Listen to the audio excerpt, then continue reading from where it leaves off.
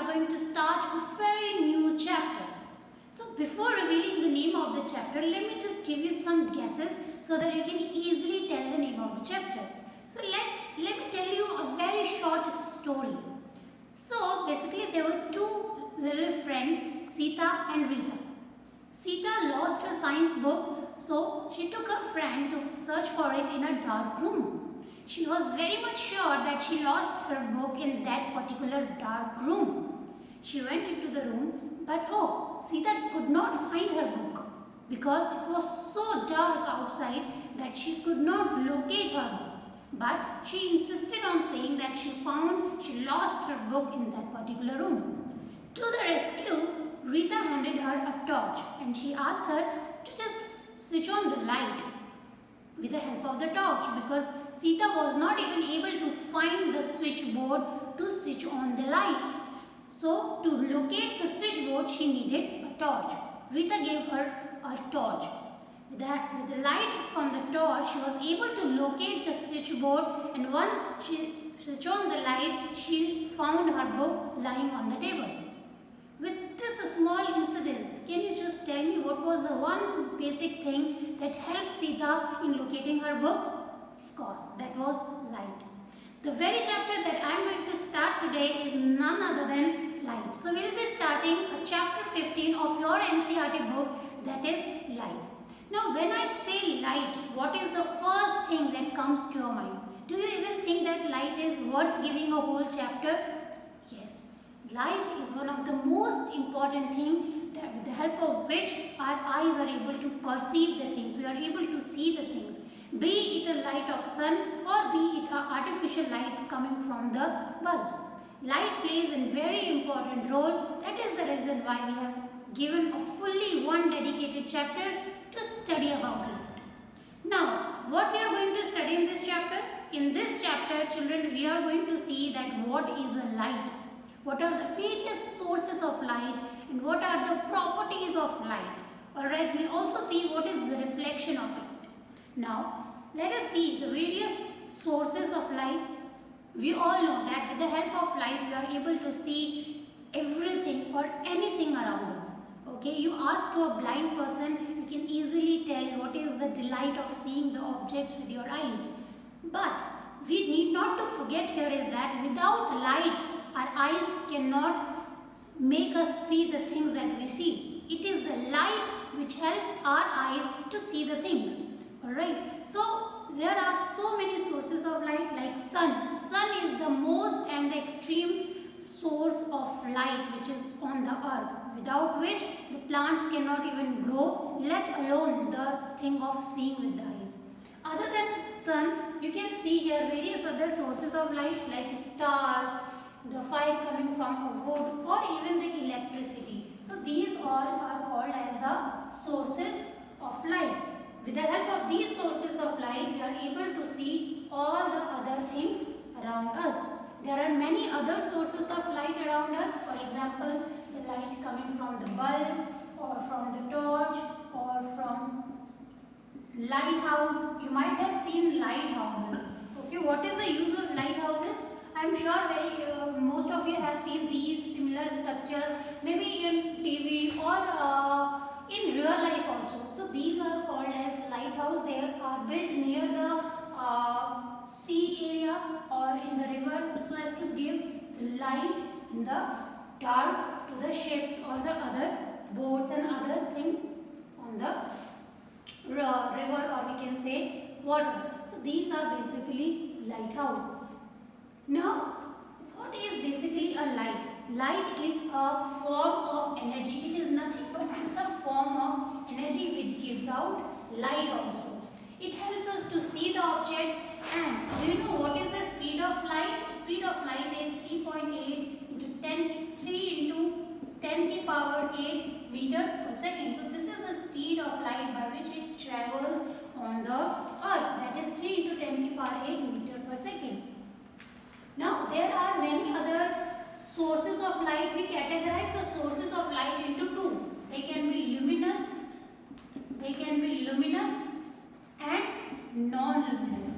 Luminous and non-luminous. By luminous, I mean the object that has their own light. They have their own light. Okay. Whereas non-luminous means that they don't have any of their light. For example, in luminous, we will keep sun, we will keep moon. Also, we will keep electricity or the light coming out from the torch into luminous. So basically, the objects which emit the light may be naturally or artificially will fall under this category of luminous objects. So now can you tell me that in which category the diya will come? As you can see here, this is the diya. So diya is a luminous or non-luminous? Yes, it's luminous. Though it emits the artificial light, but still it gives out some type of light, so it will be considered as a luminous object. Whereas table, which doesn't have any light, torch, even this marker or clothes, they all are non-luminous objects because they don't have any light. They don't give any light. Okay, so stars, moons, they all are luminous. Now, we should know one of the most important property of a light.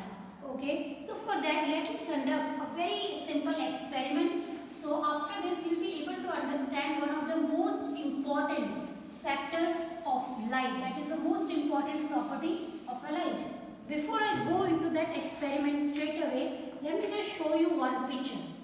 In this picture, can you see the light? Yes, of course you can see this is the light. Can you see the path of a light? Yes. Did you notice that the path of this light is quite straight? Yes? Very good. Now you might have also observed that when there is a sunny day or from a small creak of your window, suppose this is your window, so if there is a small hole in your window, you might have observed that the sun rays fall straight inside your home, maybe on some table or on bed or somewhere. You might have observed that the rays of sun come straight on the window. Okay, so this shows that light always travel in a straight line, isn't it? So let us see a small experiment in order to prove this simple point. So here what I have taken is, you can easily do this experiment at your home also. For that you need a candle and a straight pipe. So here what I have taken is, I have taken a candle and a straight pipe. So if you try to look the flame of a candle through this pipe, so you can easily see it, right? If this is a candle and you try to see the flame of a candle from the another hole, put one hole near your eye and place the pipe in such a way that from the other end this flame is easily visible. So I am very much sure that we will be able to easily see the flame of a candle because the pipe was straight, right? Now what if I told you to take a pipe which is little bended? Okay, in the another case I am taking a pipe which is little bended from between. Now try to do the similar experiment in this case. What difference will you find? Exactly, very good. So in this experiment, my dear children, you won't be able to see the flame of a candle. Why? Because this shows that light always travel in a straight line. Here in this case, when you place the pipe at the same distance, at the same height and exactly at the same setup, you will notice that in this case where the pipe is bended, the flame of the candle is no longer visible. This experiment shows that light always propagate or light always travel in a straight line. So this is one of the most important property of a light, that light always travels in a straight line. So light propagates in a straight line. Okay, I hope children you understood the propagation of light. You can easily do this experiment by using some cards. You take a laser light and place some cards next to one another and you just make a hole in all the cards and try to let that laser light fall through all those cards. So you will be able to see that the card is able to let go the light from the holes. Now try to relocate the holes in the cards you will see that the light is not going to travel in the next card because the path of the card is obstructed by replacing the holes. This experiment also proves that light always travels in a straight line. Now, not only this, children, light has many different importance. This is the slide that I was about to show you. You can see luminous objects that emit their own light, that is the sun, a flashlight turn on. Here you can see luminous object, it can be a bulb. So never confuse this.